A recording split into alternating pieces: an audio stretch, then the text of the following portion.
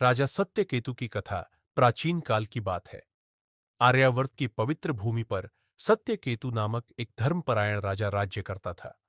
वह वेदों का झाता, प्रजा का पालन करता और भगवान विष्णु का परम भक्त था। उसके राज्य में कभी अकाल नहीं पड़ा, क्योंकि राजा धर्म के मार्ग से कभी विचलित नहीं हुआ। परंतु कालचक्र सदा एक सा नहीं रहता। एक दिन राजा के राज्य में कालनेमी नामक एक अहंकारी असुर ने प्रवेश किया। उसने माया के बल पर स्वयं को एक साधु के रूप में प्रकट किया और नगर नगर जाकर लोगों को भ्रमित करने लगा। वह धर्म के नाम पर अधर्म का प्रचार करता और कहता, ईश्वर केवल बल से प्रसन्न होते हैं, करुणा से नहीं। धीरे धीरे लोग सत्य मार्ग से भटकने लगे। राजा सत्यकेतु को जब यह ज्ञात हुआ तो वे अत्यंत व्यथित हुए। उन्होंने राजबल का प्रयोग न कर वन में जाकर तपस्या करने का निश्चय किया। सरस्वती नदी के तट पर उन्होंने सहस्र दिनों तक उपवास और ध्यान किया।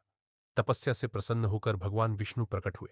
राजा ने विनम्रता से पूछा, हे नारायण, धर्म की रक्षा कैसे हो? भगवान विष्णु ने कहा, हे राजन, अधर्म का नाश शस्त्र से नहीं, सत्य और विवेक से होता है। स्वयं धर्म का आचरण करो, वही सबसे बड़ा उपदेश है। राजा लौटे और अपने आचरण से धर्म का उदाहरण प्रस्तुत किया। उन्होंने करुणा, न्याय और सत्य से राज्य चलाया। जब कालनेमी ने राजा को छल से पराजित करना चाहा, तो उसकी माया स्वयं नष्ट हो गई, क्योंकि सत्य के सामने असत्य टिक नहीं सका। अंततः असुर का पतन हुआ और प्रजा पुनः धर्म मार्ग पर लौट आई। कथा की शिक्षा, धर्म केवल वाणी से नहीं, आचरण से जीवित रहता है।